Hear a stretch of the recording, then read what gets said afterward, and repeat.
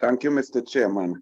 You asked a question about the delay in information and data coming from T&TEC and whether the RIC has the power to demand the information. And if they do, what is that power and why wasn't that power utilized to get the information so that they could conduct their rate increase?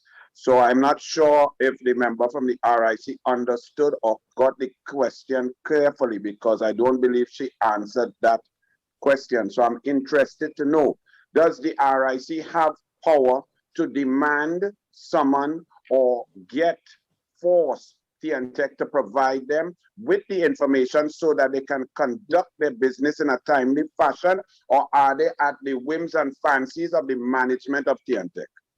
And I have one more question after. Thank you. The RIC does not have the power to mandate or direct T&TEC to provide information.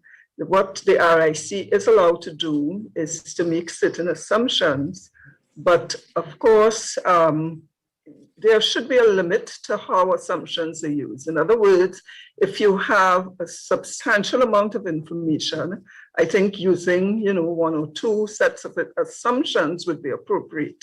If, on the other hand, we don't have a submission from T&TEC, it would almost be an exercise, if I could use this phrase, in fiction, in that we would now be making all of the assumptions for all of the inputs. And I think that would be unsatisfactory to all parties. Thank you very much. So I go to Mr. Ramsuk. Mr. Ramsuk, what was the reason for the delay in providing the data to the RIC? We do not need them making fictional or fantasy assessments. Why was something so critical with regards to income, revenue, expenditure, and the running of T&TEC where lots of jobs are now at risk? What was the delay in providing the RIC with the requisite data, Mr. Ramsuk? Morning members again. So the Commission throughout this period would have completed the majority of its business plan. There's one particular item on the business plan that has to be ratified, and that once done will be added to the business plan for its submission to the RIC. That information requires a bit of internal stakeholders consultation, and that is still ongoing. So at this point in time, that is the situation here at T&TEC. Has this been the process for the last 40 years of T&TEC?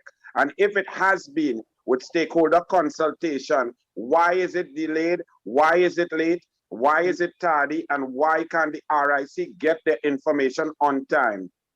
So certainly it's not the last 40 years. I mean, you would have heard that the last review was in 2006, with up to 2012, with the last increase in 2009. No, sorry, sir, you didn't understand. The process right. In 2006 involved the same consultation, the same stakeholder. That's what I'm speaking about. The process has existed for decades.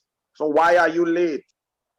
Right. So just to mention the process again. So as I indicated, within that period to now, of course, certain advocation would have taken place regards to what is happening internal to T&TEC in terms of our revenue and our expenditures. Having said that, as I indicated, we have since completed our business plan on the majority of occasions. There's one item that the Commission requires to fully complete the process that requires interaction from internal stakeholders, and until such time, the Commission is unable to move forward with this matter. Having said that, as I want to just add a point, there's always, with this whole issue of rates is a sensitive issue. It's a sensitive issue as mentioned by the chairman of the RIC, and therefore in time I would expect that once we get that details, the final details will be submitted to the RIC. Thank you, sir. You did not answer the question, but I will move on. I hope that you get the information to the RIC quickly. To the members of the RIC, is the RIC an independent organization and institution? Yes, we are. Okay. So we have heard from the government of Trinidad and Tobago now that the rates in Trinidad and Tobago are exceedingly low, and their position is that they must be increased because we cannot take advantage of our gas subsidy and our being born here and being blessed with natural resources. Does the RIC have to follow this government position? Do you take it on board, or do you formulate your own concepts from your consultation independently? So we will formulate our own positions. We will also do a lot of benchmarking, international benchmarks. So we would look at our other jurisdictions, we would look at regional jurisdictions, we would look at international jurisdictions, and actually we're looking at them from two perspectives. We look at, the type of quality of service standards they have enforced there, the rates and the performance associated with it. We also look to them in terms of how they conduct rate reviews, sort of best practices, so that we can implement those within our organization. We know that there's always a lot of discussion about rate reviews, possible rate increases, and so on. And we can't ignore it because we are members here of the society and we hear it on the news, but we do not take those statements on any side into account in terms of doing our work. We will use a financial economic model, and that would be the basis of starting our analysis. Thank you. Final question. I'm glad to hear that. But when you're comparing best practice and to other societies, are you considering societies that exist like ours per capita to be blessed with oil and gas, natural gas coming out of the ground from where we are born? Because comparing us to countries whose economy is based on tourism or manufacturing will not apply specifically to our beloved country and us being born here. So is it that you compare us especially to other gas producing and oil producing nations? So we will use a number of benchmarks, and using a benchmark is not the same as adopting a benchmark. Any benchmark must really be reviewed in the context of the society and the circumstances within which it is to be utilized. So the benchmarks would be the starting point, not the ending point for us. Thank you very much. Thank you, Mr. Chairman.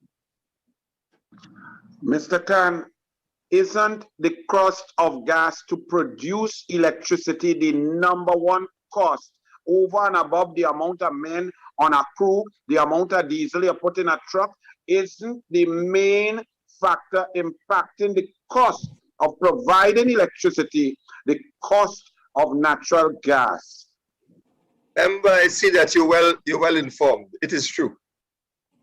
Therefore, sir, with all due respect, since we are blessed with being in this beautiful country that is producing XTCF of MMBTU of natural gas coming out of our beloved soil, you cannot compare us to St. Vincent, that only have gas coming out of volcano, or to Cayman Islands that does not have gas.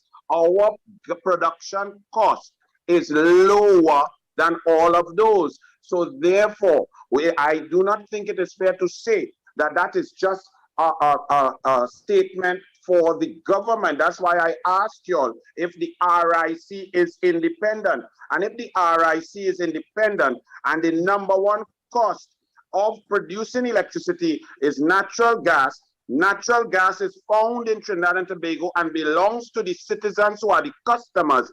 Therefore, the RIC must formulate its cost specifically to being a citizen of Trinidad and Tobago. And I don't want to hear about Jamaica, Virgin Islands, and BVI.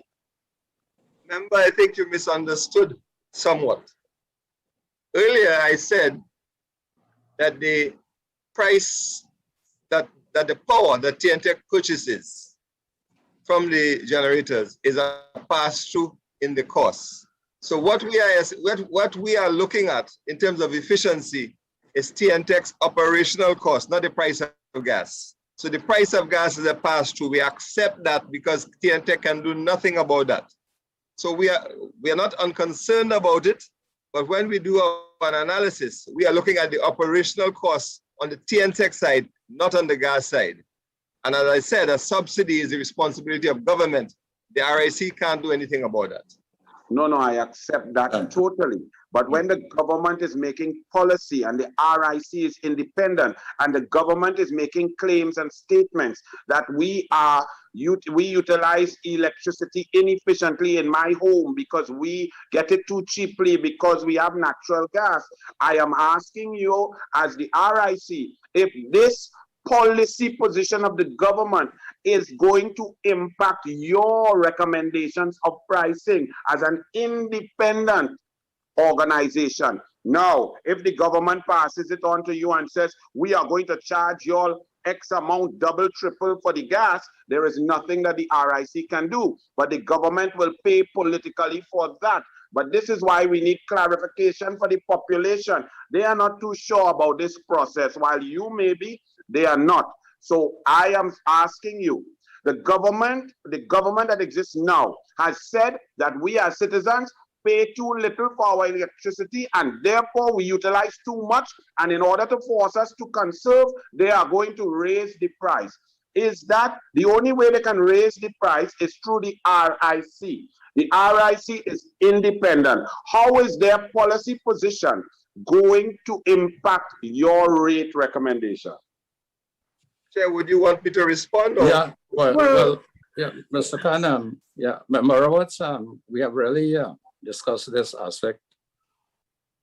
Mr. Chairman, we have given a very important member, yeah, I attention. remember was, but could I finish what I was saying? Yeah, but you could let him answer. We have discussed this extensively, and I hope we are not badgering, putting the RIC into a position where they are being badgered into answering something that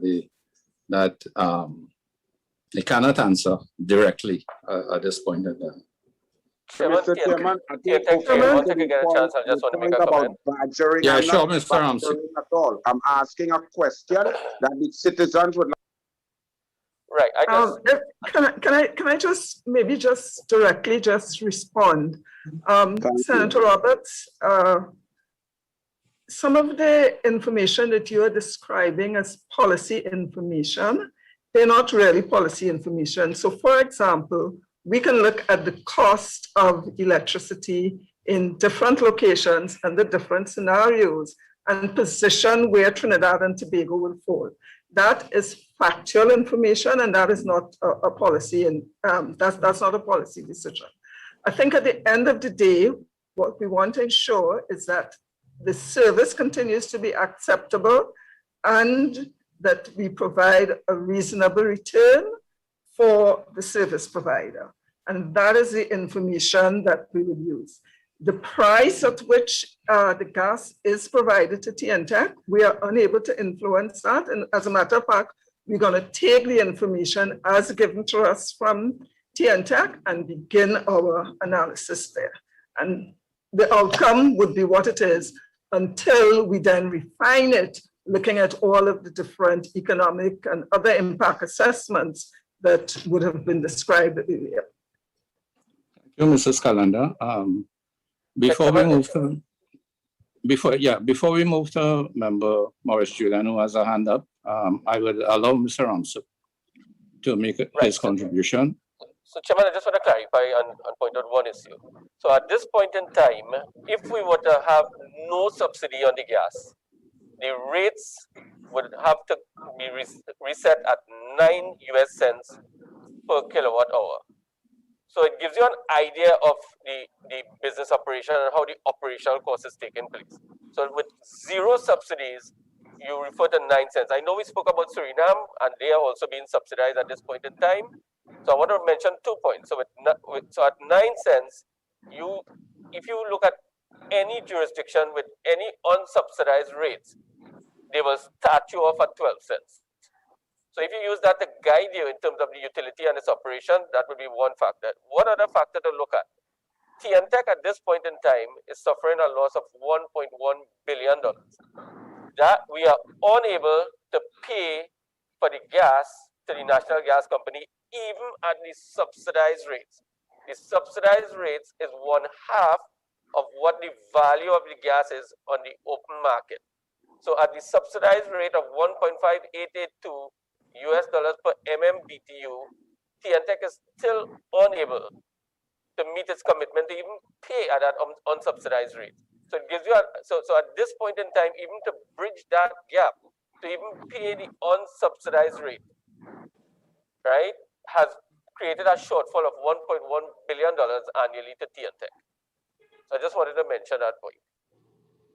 So, Thank you, Member Mr. Murray, Chairman. Mr. Chairman, thank you. I know you all would like to mute and so on and control, but I would like to thank Mr. Ramsuk for his answer and for the answers. It can show that the population, this is not badgering, the population can now look forward to vast increases in their electricity. This is going to be pain for the citizens, and it's not badgering, it's very important. So thank you, Mr. Ramsuk. When they remove the subsidy and go up to 9 cents US and 12 cents, we can envisage a doubling or a tripling of our electricity bill. And the people would like to know that, that's all. yeah, Member Roberts, so thank Thank you, Mr. Chairman. Mr. Ramsuk, to follow up on Saddam Hussein, MP Saddam Hussein's question. It appears on bill collection that T&TEC has not received any clear pandemic policy from the cabinet or the line ministry of the government of Trinidad and Tobago to cease and desist on disconnections during this lockdown, shutdown, and brockdown SOE period. Am I correct in understanding that from your answer that you have received no clear guidance from the cabinet during this specific lockdown period where people cannot work to cease and desist from disconnection, and it's left up to T&TEC's normal policy and discretion? So, sir, we have received guidelines from the Ministry of Public Utilities, and as I've indicated again, we are encouraging customers to pay their bills. We don't disconnect for first bill. So after 4 months, the second bill, right, when we send to customers, we do encourage them. At this point in time, you would have observed that we are conducting our business in the manner where you have had no complaints of that nature. So at this stage, again, I say we are encouraging our customers. All our service centers are open. All the avenues to pay your bills are there, and we continue to encourage our customers because for the running of the business, it's absolutely important that we collect our revenues because we have a number of commitments. So I want to repeat that again based on what I had said before. So I'm trying to get clarity. Have you received direction or directive due to this specific pandemic lockdown where people are not working to cease and desist from disconnections? I'm not getting that clear. I'm hearing that you will try and it may get a little extension. Disconnections may go and you're encouraged. So as indicated, dialogue has taken place with the Ministry of Public Utilities. We continue to encourage our customers to pay their bills. Thank you, sir. I've gotten an answer from your non-answer. Okay, thank you.